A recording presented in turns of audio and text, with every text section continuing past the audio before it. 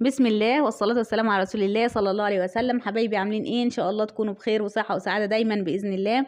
النهاردة هنعمل حاجة جميلة جدا وموفرة من شوية عيش. هنعمل فعلا كيلو كفتة او ممكن يكون اكتر، يعني فعلا مكونات بسيطة. لقيت عندي حبة لحمة مفرومة صغيرة قوي ما تكملش ربع كيلو او 8 كيلو. بس قبل ما نبدأ ونقول المقادير ما تنسوش لايك وشير وسبسكرايب ونفعل الجرس عشان يوصلنا كل جديد. جايبة هنا التوابل بتاعتي، معايا توابل مشويات، ومعايا هنا بابريكا وفلفل اسود وكزبره وكمون وملح. معايا شويه عيش، العيش بيبقى بايت من قبلها بيوم الموجود عندك. ومعايا هنا بصله راس كبيره قوي عشان خاطر تدي طعم قوي للكفته. شايفه كميه العيش قد ايه؟ هي الكفته معتمده اساسا على العيش. انا جبت طبق كبير، الطبق ده فيه ميه. انا هقطع العيش فيه على حتت صغيره كده عشان خاطر يلين معايا بسرعه. الميه عاديه جدا من الحنفيه، ما فيهاش اي حاجه. زي ما انت شايفه انا بقطع العيش ازاي. الكفته اسمها كفته العيش اساسيه لان انا بزود كميه اللحمه اللي موجوده عندي بكميه عيش كبيره قوي، بحيث ان هي تقضي عدد كبير. زي ما انت شايفه حبه اللحمه اللي موجوده صغيره ما تكفيش ان انا اعمل بيها اي حاجه. فانا قلت استغلها واعمل كميه كفته كبيره قوي. زي ما انت شايفه انا جبت الكبه بتاعتي. دلوقتي انا هبدا ان انا افرم الحاجه بتاعتي اللي انا هفرمها زي ما انت شايفه بالظبط. ادي العيش موجود والتوابل وكل حاجه. انا عشان خاطر ابدا لازم افرم البصل بتاعي اهوت. انا هحطه كويس وهحط فيه كام فص توم كده مع البصل. وهفرمهم حلو ناعم قوي قوي على قد ما اقدر.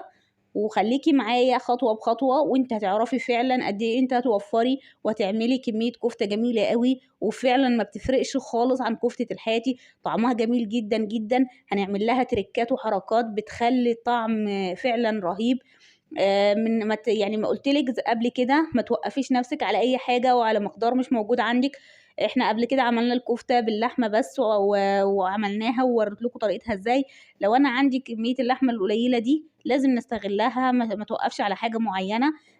خليكي معايا. والعيش اهو زي ما انت شايفه عيش بلدي عادي من الفرن ما فيهوش اي حاجه. لو عايز تحطي نوع عيش تاني ممكن، بس ما ينفعش انك انت تحطي عيش شامي او اي حاجه. حبة اللحمة زي ما انت شايفة متلجة، فانا هنزلها هكسرها بس كده وهحطها على البصل عشان تتفرم كويس قوي.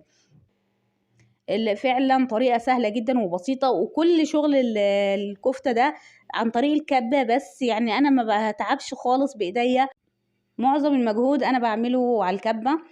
شغل بسيط قوي اللي هو اللي هعمله بايديا، هي ان كانت مثلا تصبيعه وكده بس. شوفي معايا وزي ما قلت لك كملي الفيديو لغايه الاخر وانت مش هتندمي. فعلا الفيديو هيعجبك قوي. وصفه سهله جدا وبسيطه وباقل مجهود بتعمل فعلا اكتر من كيلو كفته بالفعل.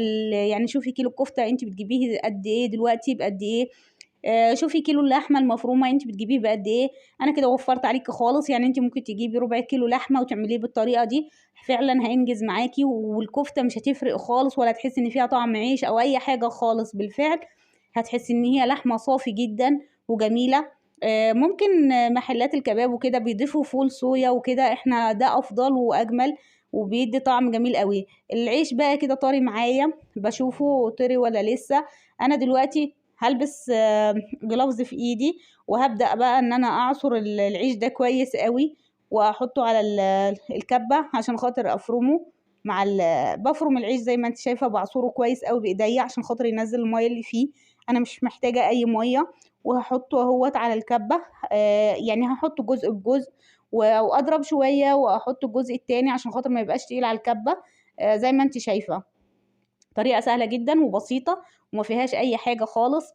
فعلا سريعة، ما بتاخدش وقت، ما بتاخدش مجهود، في اقل وقت تعمليها. لو عندك حبة اللحمة الموجودة ديت وجالك ضيوف على فجأة ونفسك تعملي حاجة حلوة، فعلا هتوفريها في وقت قياسي قوي ومش هياخد معاكي اي وقت. زي ما انت شايفة انا بعصر المية كويس قوي بايديا وبنزله. ممكن تحطيه على مصفى وتعصريه وتصفيه، بس انا يعني هو ايديا بتمكن منه وخلاص.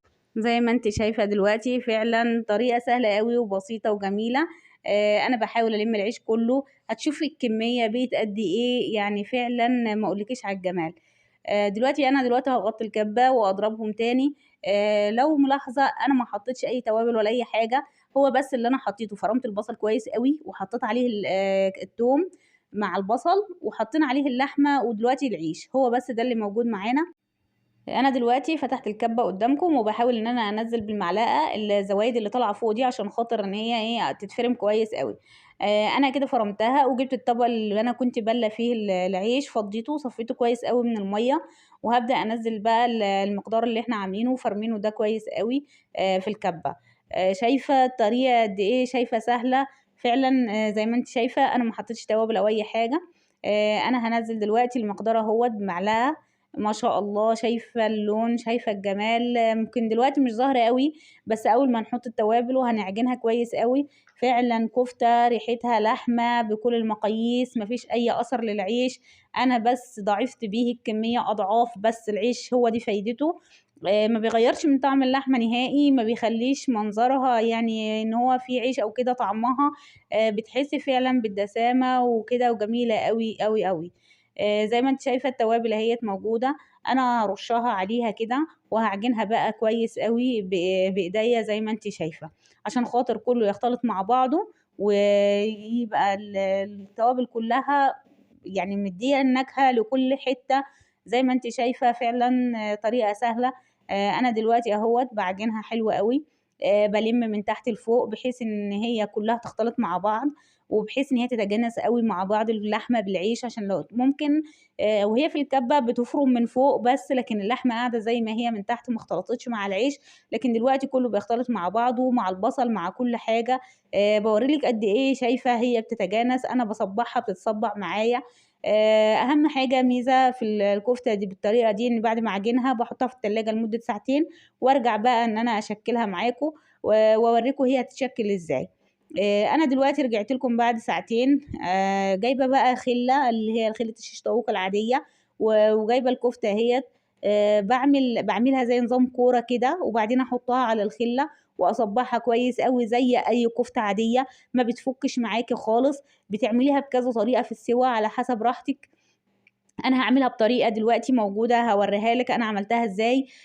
ممكن انت تعمليها انك انت تحطيها في صينيه مثلا عليها بصل وشرايح طماطم وكده وتحطها في الفرن، بتبقى جميله جدا قوي وسهله، وشغاله عليها الشوايه. ممكن انك انت يعني فعلا تحطيها كده وتشويها على الفحم بالخله ديت اللي هي موجوده فيها. سهله قوي وجميله. شايفه منظر الصوابع. انا كملت الكميه ورجعت لك تاني. بسم الله ما شاء الله، عملت كميه كبيره قوي وجميله. دلوقتي هوريكي احنا هنسويها ازاي. الطريقه دي سهله جدا وانا بحبها، وبحس ان هي بتنجز معايا في الوقت، وبتطلع الكفته جميله قوي ومستويه من كل الجوانب في نفس الوقت وبنفس الطريقه. انا حطيت كميه زيت قليله، واهم حاجه اللي هي بتديها الطعم الجميل قوي معلقه السمنه البلدي. فعلا بتفرق خالص خالص. ما انصحكش انك انت تحطي اي سمنه تاني غير البلدي، لان هي يعني ليها كده كيان خاص بيها. لو انت حبيتي تحطي سمنه غير البلدي لازم تحطي معاها يعني مثلا حته ليا من خروف او اي دهنه موجوده عندك، هتأدي نفس الغرض. شايفة أنا برص إزاي. مش هتلزق في الصينية نهائي، مش هتتفرول معايا. الصوابع تصبعي زي ما انت عايزة وبراحتك. عايزاها كبيرة، الصابع ما بيكشش خالص، بيقعد بنفس الحجم بتاعه. فعلا حاجة ما اقولكيش. انا بحركها يعني شايفة بتتحرك معايا بكل سهولة. اول ما تاخد وش من ناحية بروح اقلبها تاني لغاية لما تستوي معايا. زي ما انت شايفة على نار عالية عادي، ما فيش اي مشكلة. بتستوي معايا فعلا. حاجة ما اقولكيش على الجمال والخيال والحلاوة، حاجة فعلا روعة. يبقى انا عندي بكمية لحمة قليلة استغليت الوضع اللي معايا واستغليت الظروف وعملت اكبر كمية كفتة فعلا. لو انتوا 8 اشخاص هتقضيكم. لو كل واحد خد بس صباعين من الكفتة دي، شوفي قد ايه هو كبير. فعلا مشبعين جدا جدا وجميلة قوي وممتعة، طعمها حكاية قوي. هنعمل لها تركاية تاني هتخليها ما اقولكيش كده حاجة خيال. شايفة لونها يعني جميل قد ايه وانا بقلب فيها. بسم الله ما شاء الله، حلوة قوي. بتتقلب معايا بكل سهولة، مفيش اي حاجة اتكسرت، مفيش اي حاجة فرولت معايا. زي ما قلت لك حاجه اساسيه، بس انك انت بعد ما تصبقي يعني بعد ما تعجنيها كويس تحطيها ساعتين وتصبعيها. ممكن انك انت تصبعي على طول مباشرة وتحطي الصوابع ديت ساعة في التلاجة، خلاص بقى يعني حلو قوي.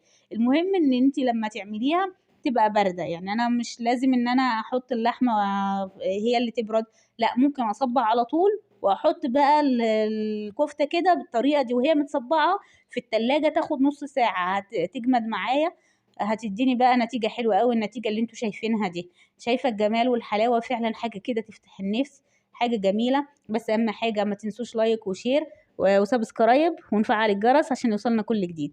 انا كملت كل الكمية اللي عندي وهبدأ دلوقتي ان انا اطلعها بالطريقة دي وهوريكي قد ايه يعني فعلا جميلة. يعني شايفة عملت معايا مقدار كبير قوي. انا بدأت اطلع بقى الكفتة، يعني فعلا ما اقولكيش الريحة دي بقى، فعلا الريحة جميلة قوي وضربة المكان. انا هخلصها كلها وهطلعها معاكم وهرجع لك تاني بعد ما اكمل الكمية كلها. انا كده خلاص كملتها، ودي كانت اخر حاجة عندي في الطاسة لسه موجودة. انا هرجع الكفتة كلها تاني في الطاسة في الصينية زي ما انتم شايفين، او اللي انت عاملاها فيها. يعني ما اقولكيش، شايفة المقدار بسم الله ما شاء الله جميل قوي. زي ما قلت لك كمية كبيرة، كمية مشبعة، حلوة قوي، طعم اللحمة جامد قوي فيه وعالي.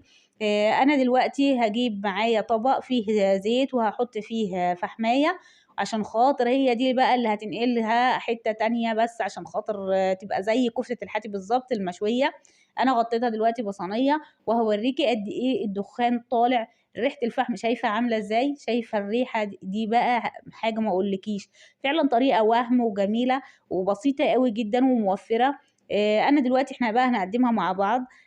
انا حطيت بقى كام عود جرجير كده من تحت.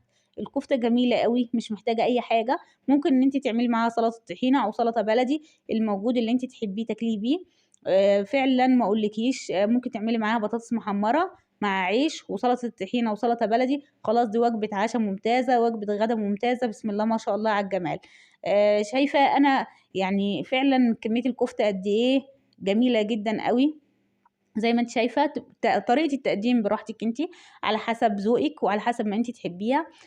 الجرنش بتاع الطبق برضو ده على حسب ذوقك، ممكن بتبقى حاجه بسيطه ومش محتاجه اي جرنش وشكلها فعلا يفتح النفس.